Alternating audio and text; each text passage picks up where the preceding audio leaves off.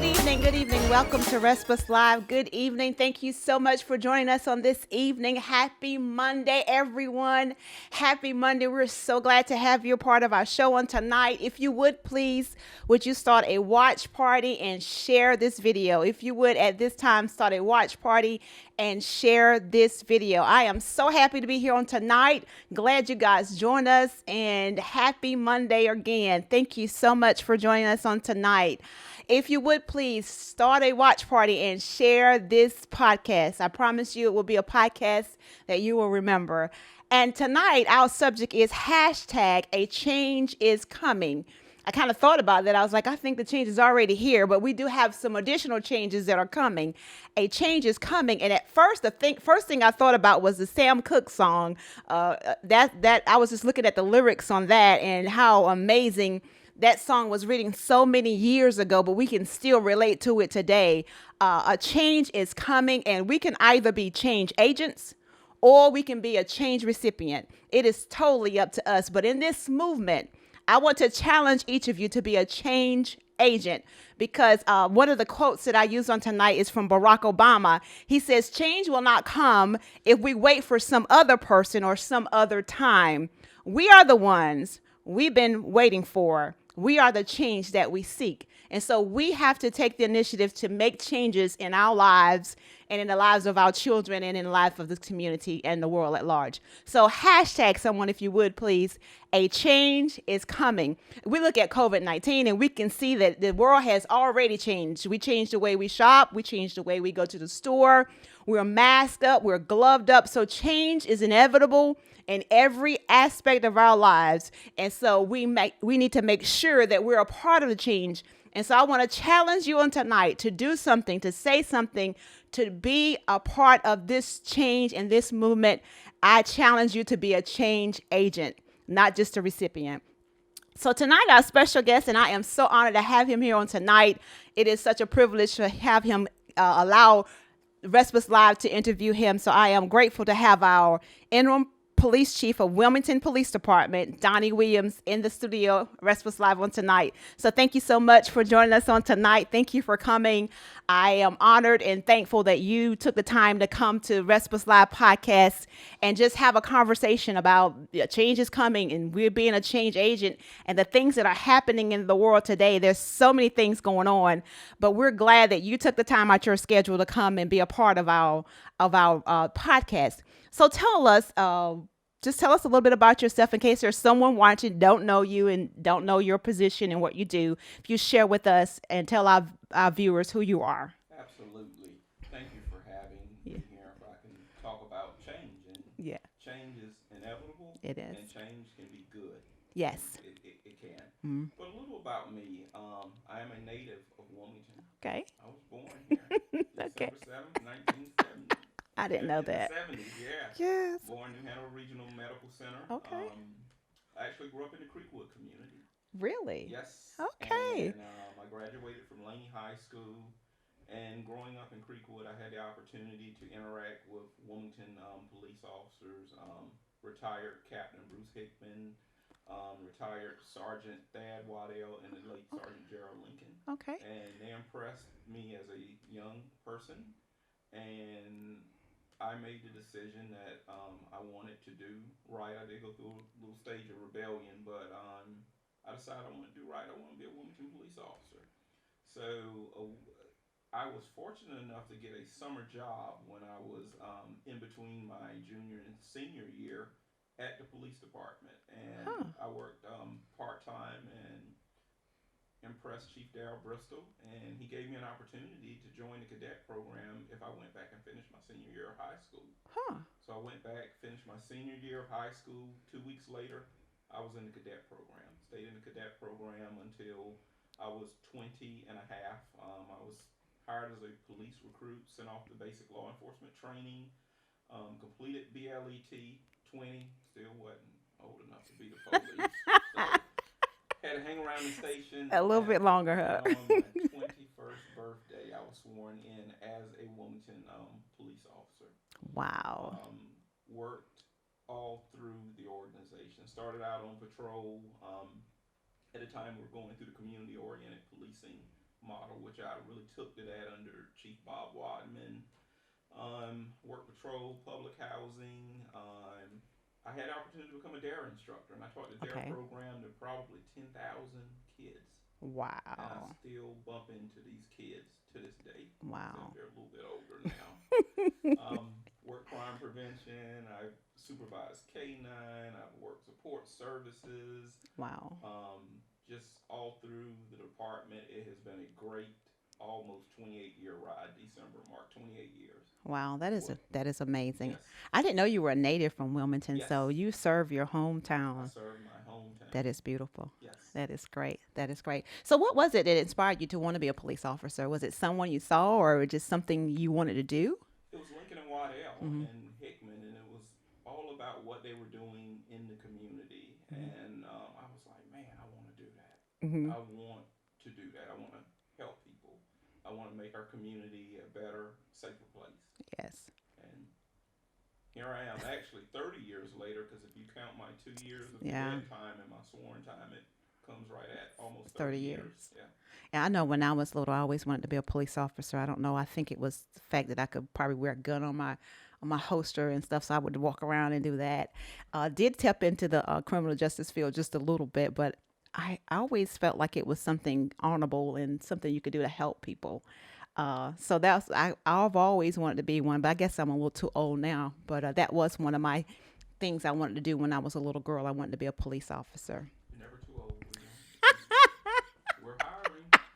I saw the commercial, Cape Fear Community College commercial. So yes, I saw that. So tell me a little bit about. I've seen you on the news lately, but the thing that stuck out the most was the peaceful march protest that you actually geared up yourself. So Yes. what was the incentive behind that? What caused you to do that?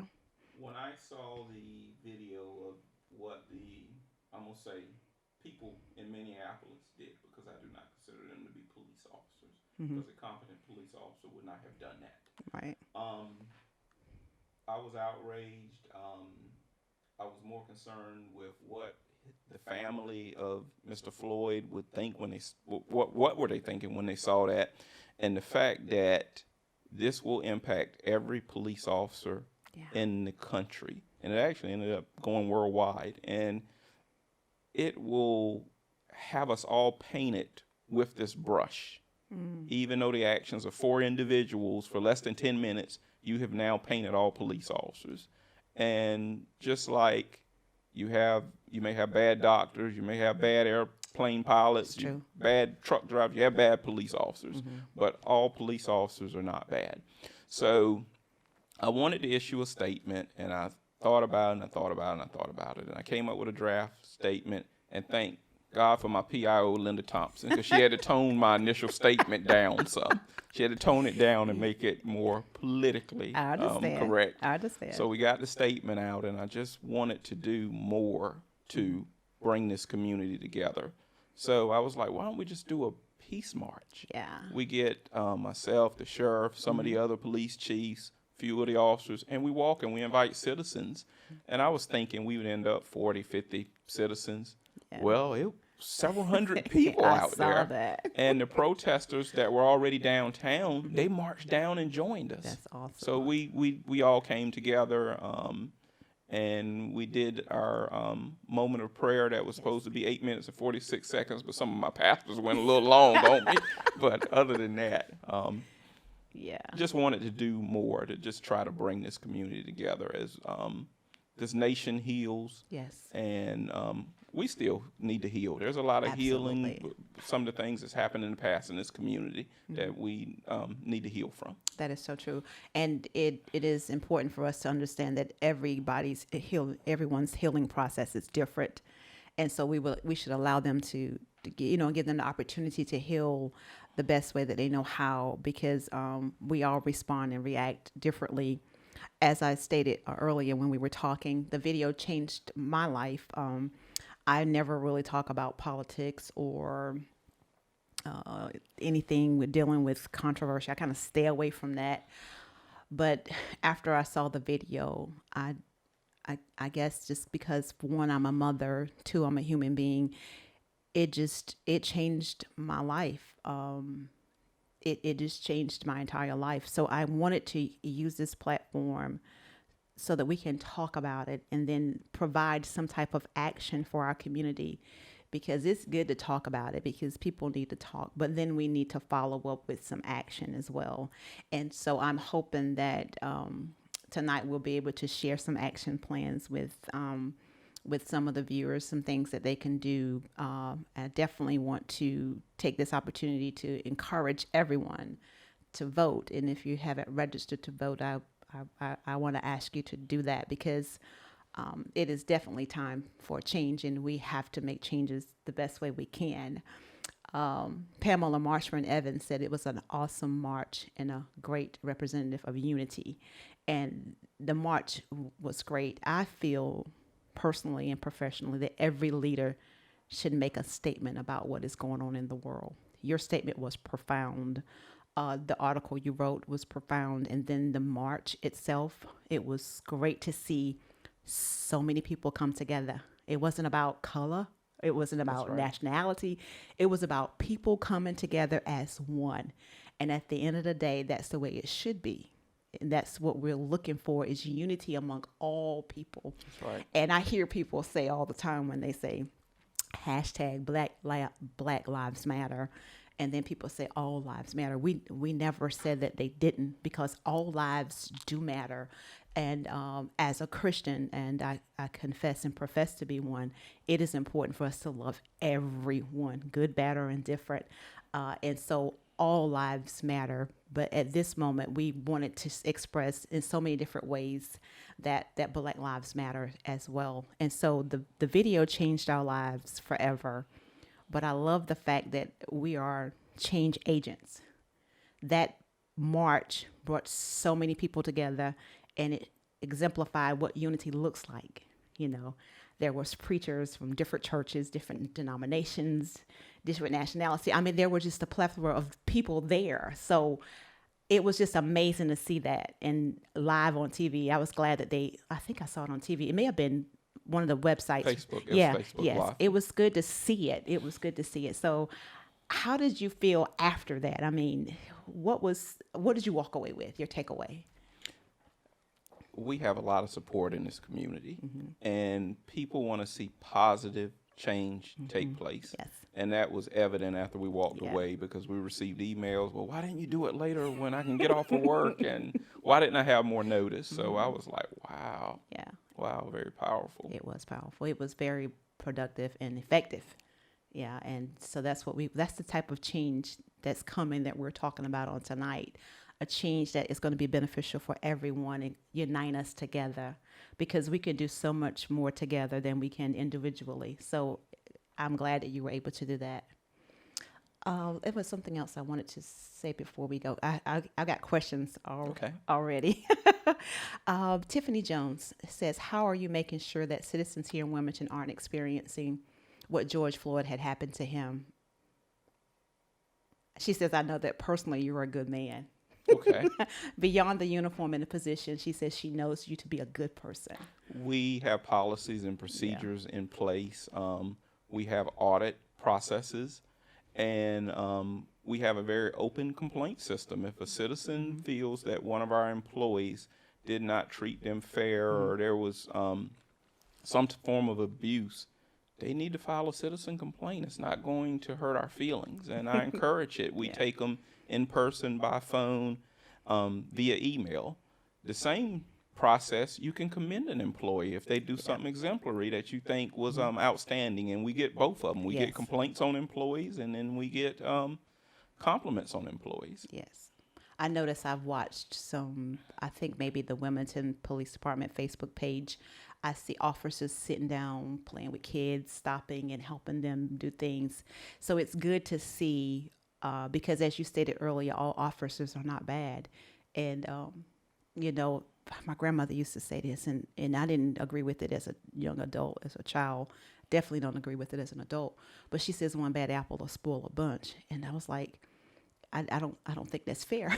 You know, I don't think it's fair for us to put everybody in the same basket and just say that they're all bad, because that's not true. And so I think now we need to understand that every person is responsible for their own actions, and we can't put that on everyone else because of something that this officer did and the officers did doesn't mean that every police officer you meet is a bad police. It does help us to understand that they're good and this bad in everyone. And we want to find the good, and we want to make sure that we exercise the good that we have to offer other people. So I'm excited about the change that's going to take place. I'm excited about the unity and how we're coming together as a community in Wilmington. Although I'm not a citizen of Wilmington, I actually live in Leland.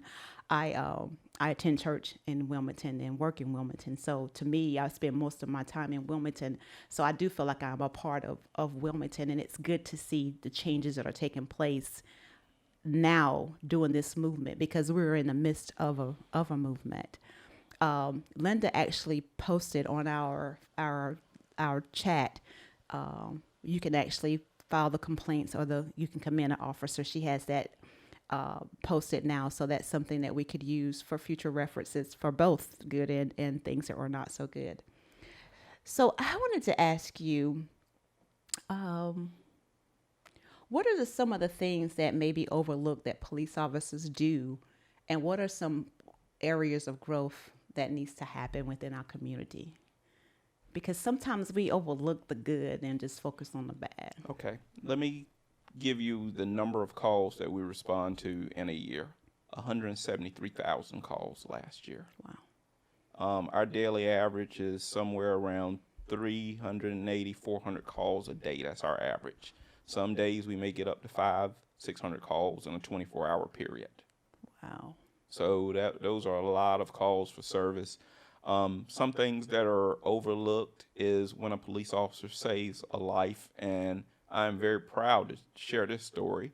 The day of the Sunday protest, the first protest, I was sitting downtown at around 3rd and Chestnut. Police, we get a shot spotter activation, and shot spotters are gunfire detection system.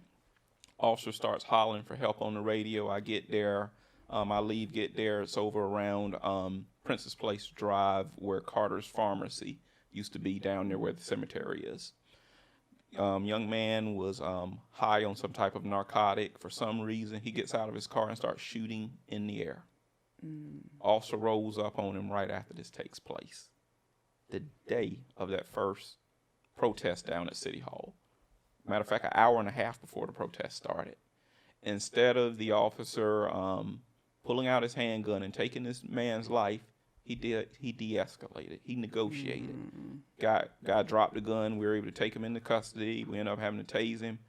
This man's toddler was sitting in the car witnessing all of this. Wow. And I know this because I was there at the scene. I responded to the scene. Those are stories that you don't hear about every day. Those are the stories that are not run over and over on TV. You may get a blippet of it, but that's it.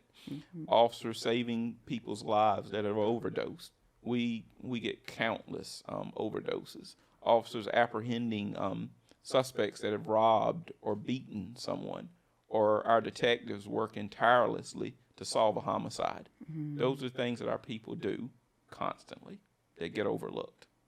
Or the officer that takes money out of their own pocket because they responded to a call and they realized that the family can't afford a bed. We've had officers go out and buy families beds before. Wow. What do you think? Because sometimes we respond and sometimes we react. It sounds like that officer responded versus reacting. What do you think was it about that officer that allowed him to go into the negotiation mode versus, because I mean, he could have gone either way. Yeah, and I think if it would have went the other way, he would have been justified based on the circumstances. Yeah, absolutely. But for some reason, and I want to say based on his training experience, he decided to go that path. Yeah. And it worked out for us. I think training is amazing. Well, I think out training is essential. What type of training do you provide for, or the city of Wilmington provide for the officers to help them figure out what to do in situations like that? I mean, Is there something particular or specific you do, and how often do you have the Yes. training? In order to become a police officer, you have to be certified by the state of North Carolina. That's over 600 hours of training that they go through. Once they go through this training, that training prepares them for one thing, to take the state certification test. If they pass the certification test, great. We then place them through what we call a post-basic law enforcement training, which is on average around 80 hours. Once they complete that, we will swear them in as a Wilmington police officer, and they will go through field training. And the field training process is about 16 weeks. If there are no issues, they ride with another police officer. They're scrutinized. They're under constant supervision that entire 16-week period. If they pass all of that, then they're considered a rookie, and they're out in the car alone. Once we put them in the car alone, they have immediate access to their supervisor. We have computer references where they can reference material. And once they get into the department as an officer, every officer has to go through at least 24 hours of state mandated in-service training. I'm required to go through that mandated in-service training. I've had to do it for the past 28 years. So it's every year. It's every year. And then we do additional training. Some of the training that we have planned is implicit bias training. We're fortunate enough to have an instructor that can teach it. So we're looking at putting all employees through implicit bias training. Some have had it, some haven't. We're also looking at doing more training around the topic of mental health. We have CIT, crisis intervention trained officers, and these officers are trained to deal with people when they're experiencing a mental crisis. And I think we have about 145 officers that have been through that 40-hour training block. And council blessed us with that beautiful training facility. And when we built the training facility, I actually oversaw the project. And we wanted to check off several training blocks. One of them was subject control, if we have to put our hands on people. The second one was judgment, how we decide, and we do that through a use of force simulator, a judgment simulator. Driving, our officers drive thousands and thousands of miles a year responding to those 173,000 calls. So we built a driving simulator into the building. Canine operations. Canine is a high liability area when you're dealing with canines. So we have a canine training facility, and we have a indoor shooting range. And that's one, it meets state requirements, but it allows our specialized teams to use it also. Okay, great. There's a question from Sonia Oates. She wants to know, are officers strategically placed? I'm assuming for like duty or patrolling. Yes. They are. The city is split up into 6 patrol districts, and those districts are subdivided into what we call beats, and we have the officers placed in beats. And I'm going to go ahead and address this because it came up the other day. Do you put black officers in the black neighborhood? Do you put white officers in white neighborhoods? Absolutely not. We don't base them on their race. Right. We base them on where we need to put them at. So race does not play a factor on how and where we assign our people. Right. That makes sense. And we have some specialized units. We have our housing task force officers. We have downtown officers. And then we have what is called the mobile field force, which they are tasked with dealing with our gun violence issues that we're dealing through right now. Okay. So, Sonia, thank you for that question. That was a good question. So the answer is yes, they are.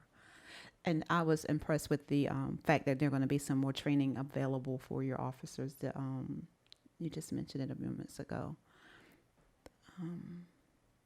Not the original training that they take every year, but dealing with The implicit bias. Yes, the implicit bias training. That'll be great. So that is something different that all officers will have to go through. Yeah, we're going to put everybody through it. That's good. I think that'll be beneficial. So thank you so much for that. I'm excited about, like I said, the changes that are going to take place because we're in the midst of a movement, and I think 10, 20 years from now we'll be sitting down and we'll have a discussion and we'll ask, what did we do during this movement and how did we implement change? And so we want to be able to say that we've done something, said something, helped in some way to make the change for the better, because at the end of the day, that's what we want. We want to be able to have a place that's better. I remember, I think I shared this story with you, and it's about fear. And I used to work as a correctional officer for probably about 8 or 9 years, and I never went to work afraid. I always told myself the day that I was afraid was the day I would quit. Even though every time I walked through a door, Donnie, there was a door closed behind me, and all I had was mace, because we couldn't carry weapons inside the facility because the guys could take it from us. Really, I mean, we didn't control them. It was 800, 900 inmates. They couldn't, we didn't really control that situation. But there was never a factor of fear. There was never a time where I felt like, okay, this is not where I need to be. Because at that moment, I had already decided that that's the day that I would go home. And I've seen so many correctional officers leave the facility because they were afraid of what would happen. And they were afraid of the inmates. I guess rightfully so. It depends on the individual. Do you think fear plays an important part in some of the response of police officers when they respond to certain incidents? Do you think fear plays an important part of that versus responding and reacting? Yes, because they're human. I can think of times in the past 28 years that I have been scared. And a lot of the times that I've been fearful is traffic stops, because you stop a car 2 o'clock in the morning, you're by yourself, you're walking up to it, you don't know who's in that car.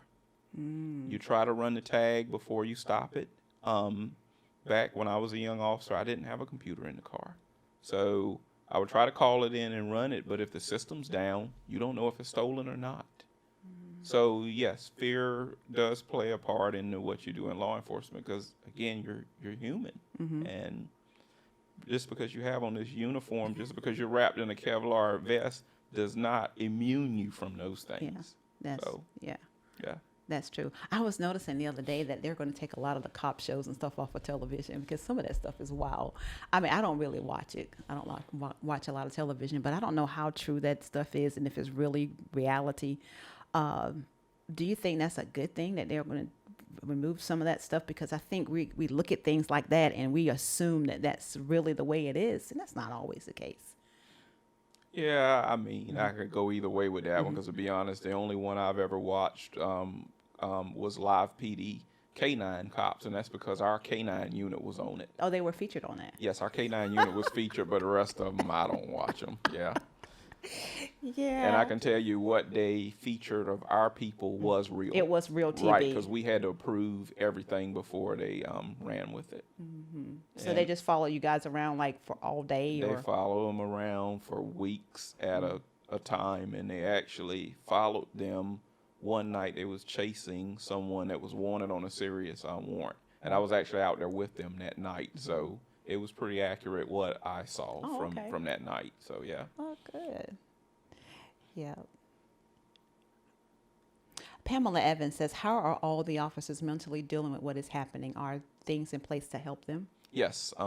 We have a great peer support network, and we also have police chaplains, and we have our employee assistance program, and we've made those resources available to all employees. That's good. Not just our officers, because we have civilian employees that support our sworn employees, and they're part of the family also. Absolutely. That is good. That support is really good. We offer, the company I work for also offer a lot of support for everyone. I love how corporate America and organizations are coming together to have places for us to go and have like chats and discussions where we can talk about what's going on and how we feel and some changes that we would like to see.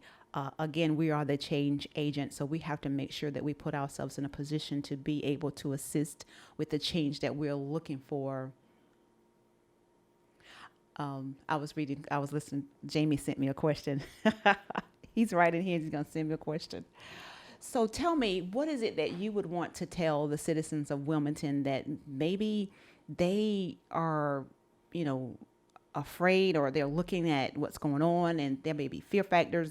What is it that you would like to share with the citizens to kind of help us move from where we are into another place of comfort and trust, I think the big thing is we are going to have conversations. And basically, you develop trust by getting to know people. And one of the things with me is I have a strong foundation in this community, and I'll have a lot of citizens that'll call up and they'll want me to handle their calls. And there's no way I can handle 170 some thousand calls. And my office does a real good job of screening them, because people call the station, let me speak to Donny. I want to speak to Donny. And where I'm going at with this is the relationships that I have built. We got to figure out how to make those 280 other officers I have those relationships. And there's a lot of those officers that have those relationships, and a lot of them don't. And that's what we got to work towards. Building relationships, building trust. And I'm a big fan of community meetings, but I think they're more effective when you have smaller groups of officers meet with smaller groups of citizens, because that's when that bonding starts to take place. And COVID has really put a damper on that, because my predecessor, he retired in February. So basically, I had a good month and a half. And one of the things that Victoria and I were doing, my wife, we were visiting different congregations, because we felt that reaching churches was a good way to build relationships. Absolutely. And we actually made it to 8 different church services. Okay. We had communion like 3 times in 1 month, but it was all good. It was all good, and it was different denominations. Because Sunday is one of the most segregated days of the week. It really is. And I wanted to tap into the fact that I wanted to connect with different churches. We visited one church that had probably 500 people at that service. Next weekend, we were at one that had 15 people in the service. So where I'm going with this is we got to figure out how to connect our officers with our citizens. And I think once you connect, some of those walls will drop, and they'll realize they're people just like me. When they're off, they want to go home, cut their grass. They want to paint the house. They watch TV. They do some of the things that I do. Right. And we had some plans in place to do that. And again, COVID hit, and that just put a damper on a whole bunch of stuff. And COVID really redefined how we operated. Oh, absolutely. Because those 300 and 400 calls in a 24-hour period, they didn't go away because of COVID. So we had to deal with COVID, and we still had to deal with meeting the service needs of our community. Yeah, that is a good. I believe in building relationships and trust. At one point, I think people assumed that trust was automatic. No. No, you have to earn it. And you have to earn respect and trust. When I was coming up, my grandmother raised me, so it was mandatory that we respected people. But it's a different world now. It is. So I didn't have any choice. I still say yes, sir, and yes, ma'am. At the young age of 50, I still say that to everyone. I say it to everyone. It's just the way I was raised. But now it's different. You have to earn respect, and you have to earn trust.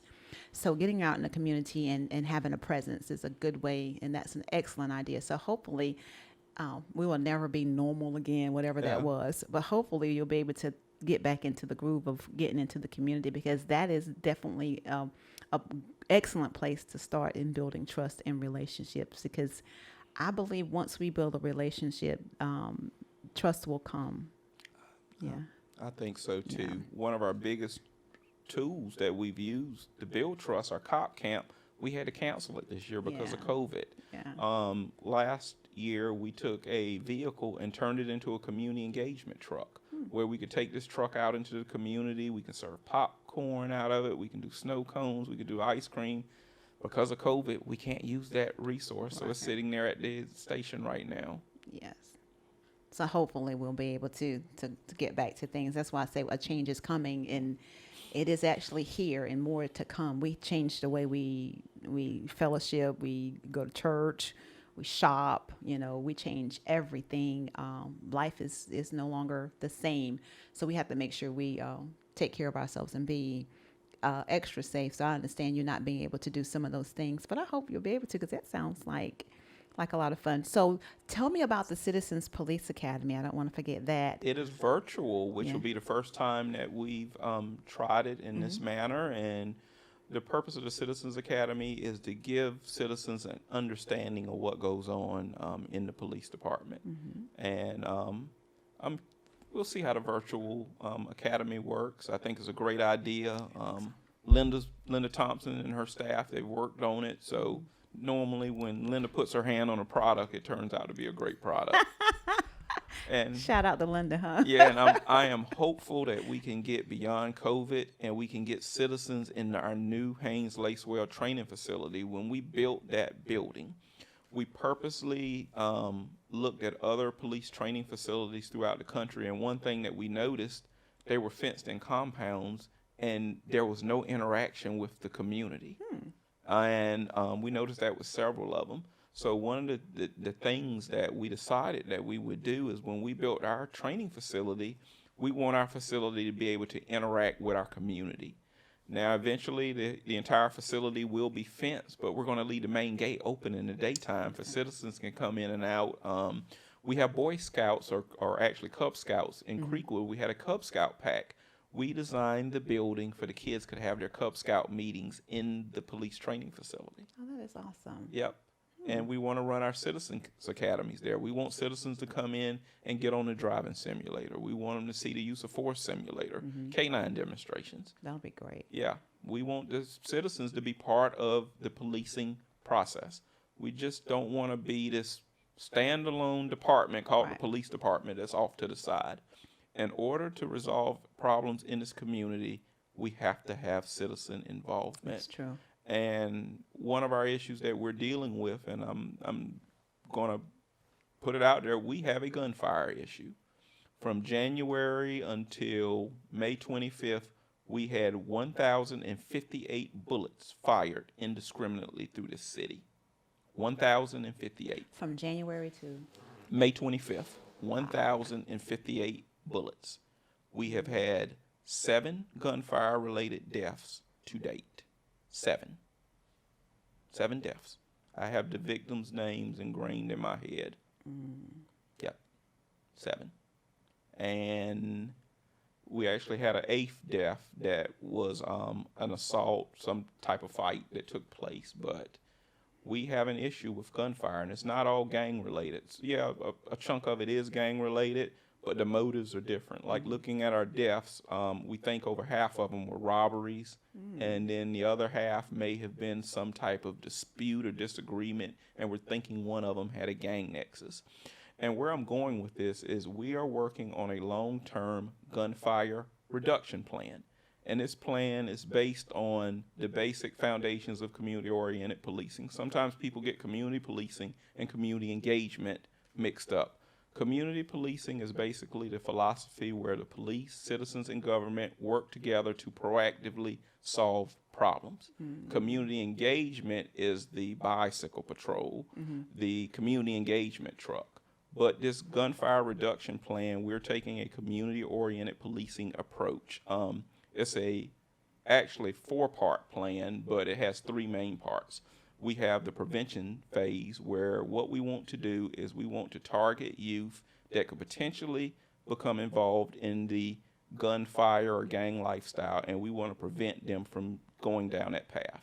And we are looking for a community partner to partner up with and take on that part of the plan. The police department does not need to take it on. Right. Then we have the intervention piece where you have young men and women that may be caught up in the game and they don't quite know how to get out, or you may have families that are living with someone that's caught up in the game and they don't know how to get them out.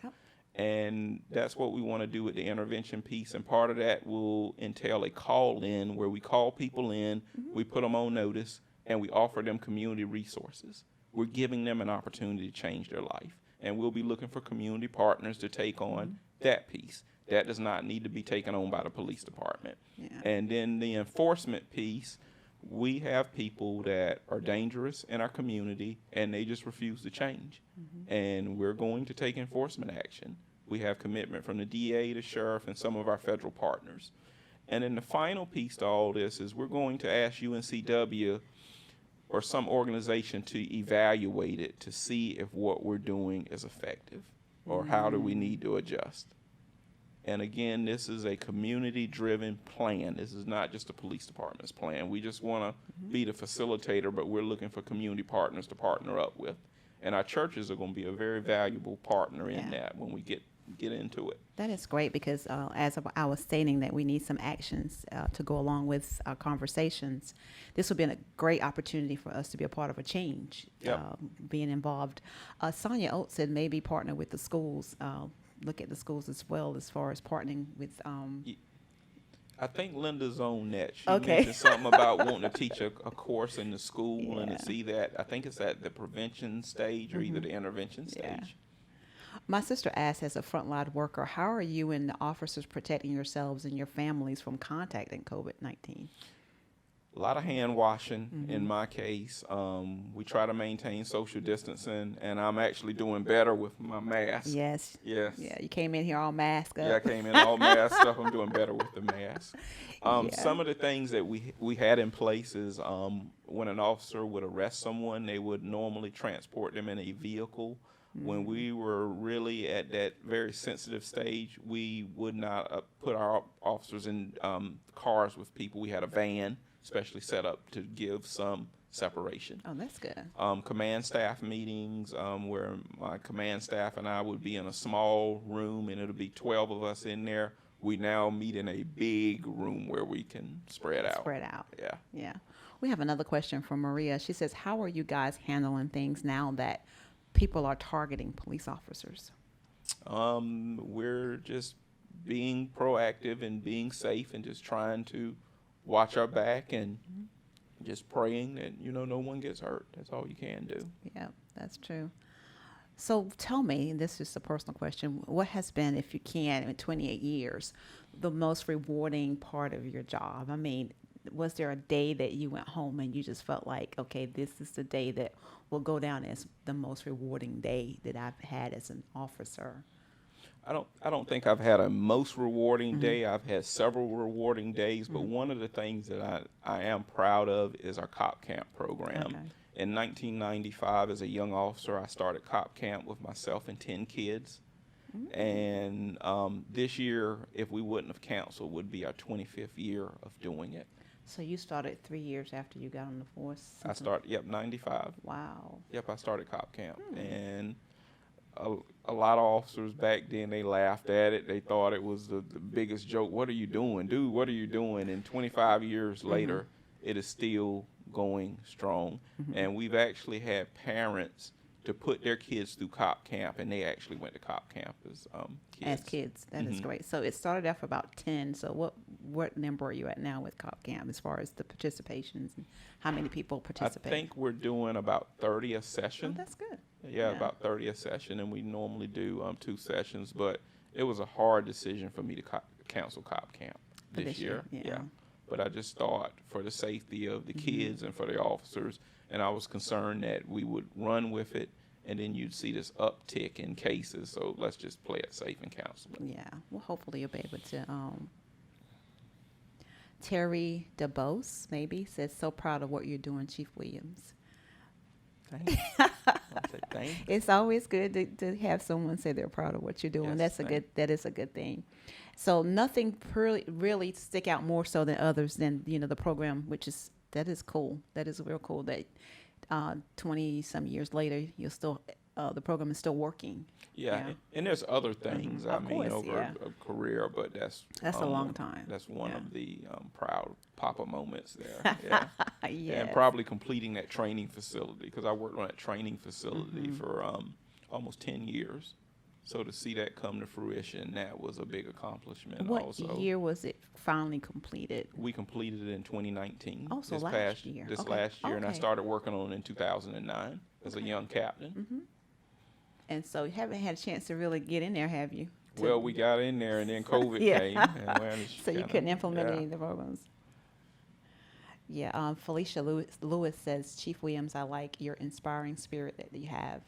So we're grateful that, sometimes we see people in the uniform and we don't really get a chance to know them, know their heart and, what inspires them, and that, they see the chief, but today hopefully they'll get a chance to see you in a different perspective, that you do care and that you do have feelings, as you stated when you first wrote your letter, you had to make some changes that showed the passion that you had, Yeah. so it's good to see that behind the uniform is a human that has feelings and that wants the best, because at the end of the day you want to go home to your family as well as we want to get home. So with that being said, I do have a question for you, because I was talking with one of my girlfriends, and I asked her if I could use her name, and she said it was okay. Her name is Latoya Goss. We were talking. She has a 17-year-old. So we talk about what we tell them if they get stopped by the police. I have a 16-year-old, so we go through the same spiel, and at the end of the day, we want them to get home safely, and you want to go home safely as well. So everybody want to get home safe at the end of the day. So what is it that we can prepare our children for that could ensure the best that we can, that at the end of the day, they get home safe? Yes, and I have the same concern. Victoria and I have a 22-year-old that's in the Raleigh area, and I have those same concerns. And what I would say is, if you're pulled over, it is okay to video it. No officer can tell you that you can't video the encounter. So cut your phone on and record it. Listen to what they have to say.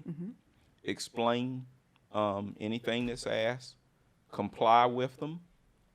Even if it involves you laying down on the ground and getting dirty, I will comply. And complain after it's over with. Yeah. You don't need to be out there on the scene arguing and complaining with them. So Yeah. So your advice is to just comply, and at a later time, file a complaint with the file a citizen's complaint. Yes. Yeah, listen, comply, complain, and explain. And we actually did a campaign on that about 4 years ago. Oh, okay. And I would encourage people to do that, and don't argue on the side of the road. That's not the place to argue. I've always been told this, and I'm going to ask you because I want to know for myself. If I'm riding down the street and it's dark, can I ride to a place that's well lit or that has more visual versus the side of the road? If you decide to do that, I would say dial the 911 center, dial 911 and tell them that the officer's behind you and you're not sure if it's a police officer.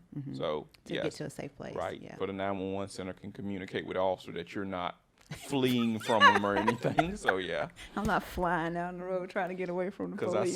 I saw a case in the middle of the state where the lady had the same concern, and for some reason the officer was not understanding, and I think in my opinion, he overreacted because he pulled the lady, drug her out the car, and I was like, really? Yeah. You couldn't see what was going on there. So communicate that, yeah.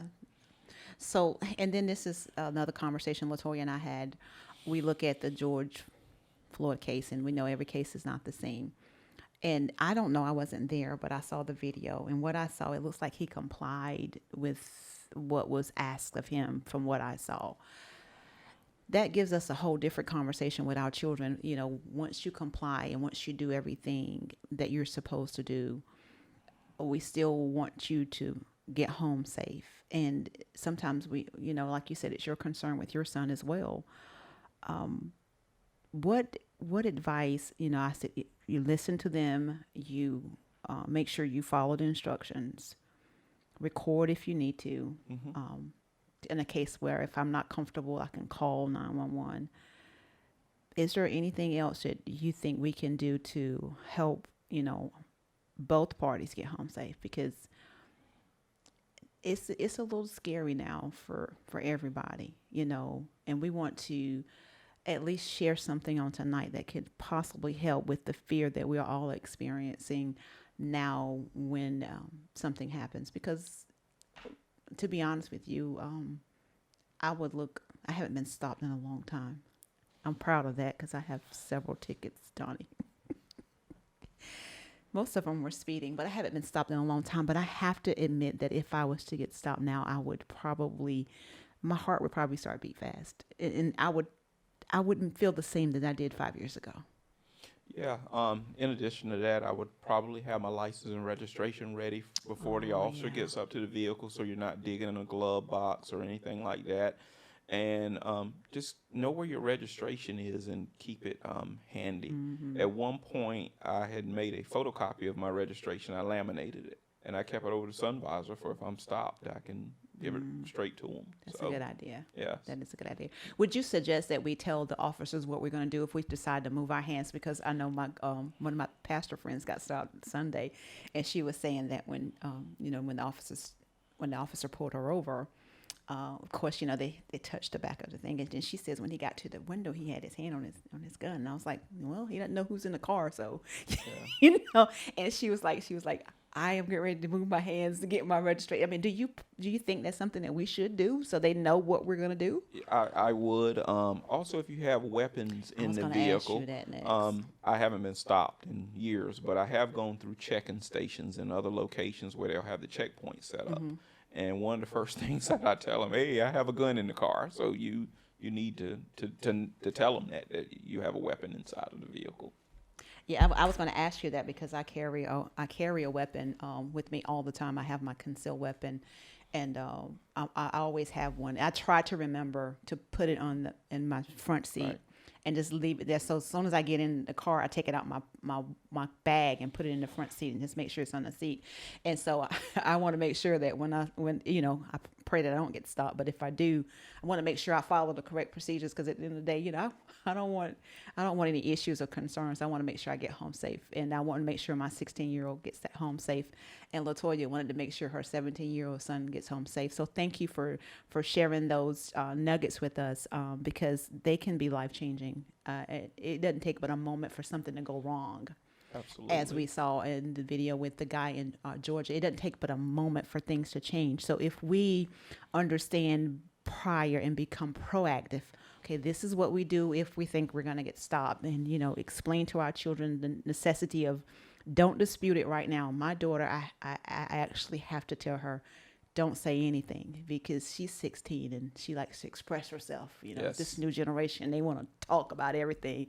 You don't express yourself. You let me express yourself when you get home safe to me. So it is important for us to take these nuggets that you've given us on tonight, explain it to our family, and implement them ourselves, because I haven't been stopped in a while, and I hope I don't, but I will definitely make sure that I follow the steps, because at the end of the day, we all do want to get home. And well, I've gone through some checking stations in other locations over the past years, and I've gone through some checking stations where the officers were good and they did it textbook. And I recall within the past 7 or 8 years, I was a command staff officer with our department. I went through a checking station, and I'll never forget, the individual asked me, he's like, where are you going? And I basically told him, what the rules to the game was, and he figured out real quick, okay, this guy here knows what he's talking about. So, but most checking stations I've gone through, the officers have been cordial. Yeah. And they just want your license and registration. And I get it. So. Yeah. Okay. Well, that's good. There was a comment from Diane. I can't find it now because my comments are going real fast. Emerson, she was saying that you were doing a great job. Do you know Diane? Yes, I do. She had a comment that you're doing a great job. Tell Dr. Emerson I said thank you. Thank you, Dr. Emerson. Ada Laneful says, is it safe to move to get license and registration? I think we kind of just touched bases on that, Ada. He was saying that we should actually put it in a place where we don't have to dig for it. Yeah, I don't. Yeah. Because honestly, I probably would have to dig for mine right now if I had to get it. So that'll be something that I'll do differently, is to put it in a place where it's easily, and I can access it easily. So Ada, we're just going to put the registration in a place that's easy to access, so we don't have to deal with digging through our glove compartment. And that's right, LaToya, listen, comply, and then complain later once we all get home safe. Yeah, definitely want to do that. So we're almost done with our interview. Thank you so much again for coming. I appreciate you taking the time to come. It was just thunder I just heard. I was like, oh God. Thank you so much for taking the time to come and talk with me. I understand that there are a lot of places that you could have actually had an interview. So I really appreciate you coming to Respus Live and allowing the community to see Chief Williams and to also get to meet Donny Williams. Yes. Yes, and when we get beyond COVID, I want to get back into churches because Yes. Victoria and I, really enjoyed ourselves doing that. Yeah. And we have some other community engagement ideas that we had prior to COVID where I want to make myself and our senior command staff more available to the community. That is great. That is great. And that's the change that we're looking for. When we say a change is coming, we want to be a part of the change. And there are a lot of programs that you have in place that the community can be a part of. Absolutely. So I want to challenge each of you, if you want to do something to make a change, this is an opportunity where you can actually make a change, a positive change to unite us all together. What was the question, Danielle? She says, Linda. Oh, Linda says, what should you do if you see an officer using excessive force against someone else? You should videotape it. You do not need to try to intervene because you will make it worse than what it is. And we're in the process right now of writing a duty to intervene policy where if our officers see another law enforcement officer abusing someone, they have an obligation to intervene. Yeah. Not just report it, but intervene and stop it. Really? Yep. Okay. I have staff working on that right now. So that's a part of change. Yes, it is. I'm excited, Donny. You're doing a great job. So we see so many things that are changing, and this is what we want. We want to implement change, and we want you to be a part of the change. So there are a lot of things that's going on the police department will need your assistance with to get out in the community and be a change. And we want to be the change that we've been looking for. I want to challenge each of you to take this opportunity to find a community group, or maybe create your own where we can actually change the way that things are going and to unite us all, because at the end of the day, we're all of somebody, we're all important, and we all matter. And so again, thank you so much. There's a question from Carol Fullwell. This will be my last question because we have to let Donny go home. It says, how much training do you have to become an officer? She must just sign on because you did tell us that earlier. 600 plus hours of basic law enforcement training. We do 80 hours of post BLET and then 16 weeks of field training. Yeah. And then the annual in-service requirements, and then there's additional department training that each officer has if they're assigned to a specialized unit, such as SWAT or negotiators. They have additional training to meet those unit requirements. Right. So there you go. Carol Fullwin, thank you so much for signing on. We want to thank each of you for watching on tonight, and we hope that you share the video and have a conversation with your family and your friends and see how you can make a change, because we are the change that we've been waiting for. We can no longer sit quietly and not be a voice, and then we have to put actions to our voices. We can talk, as my grandma would say, until the cows come home, but we need to do something. So find something that you can do to make a change so that our community and that our world will be a better place, because we are the change that we've been waiting for. I do want to give a shout out to our sponsors. And if you would like to become a sponsor of Respus Live, we do have the information on the screen. It's paypal.me #Respus Live, and the Cash App is it's the $ Respus Live. But I do want to give out to all the sponsors from our last show. We had Pastor Jermaine Armour on last week, and we have the following sponsors from our last week's show. We have Pastor Armour himself, Pamela Evans, Cedric Emerson, Danielle Glaze, Shirley Whedon, Shayna Hewitt, and Utrilla Johnson. Thank each of you for sponsoring Respus Live. We appreciate you pouring into, and this is what I call a ministry. This is what I call this. This is our way to get in the houses of people and allow them to see things from a different perspective. And hopefully we'll allow you to leave with just maybe one thing that will change your life forever and allow you to be a better person tomorrow than you were on today. So again, our sponsorship is tax-free. So thank you so much for sponsoring Respus Live. Again, I do want to shout out to Pastor Armour, Pamela Evans, Cedron Emerson, Danielle Glaze, Shirley Whedon, Sheena Hewitt, and Utrilla Johnson. Thank you so much for pouring into the ministry. A shout out to my makeup beauty by Drea. Thank you so much for always having me looking so snatched every time I come on. And then our music is by A&A Promotion. Thank you so much, Antron, for the intro for Respus Live. Here's to 2020 and living our best life. It doesn't matter what it looks like. We are still in the position to win this year and live our best life. I do want to challenge you to be the change that you've been wanting. I challenge you to be a change agent, not a change recipient. # a change is coming. May his peace be with each of you until we meet again. Again, thank you so much. Thank you.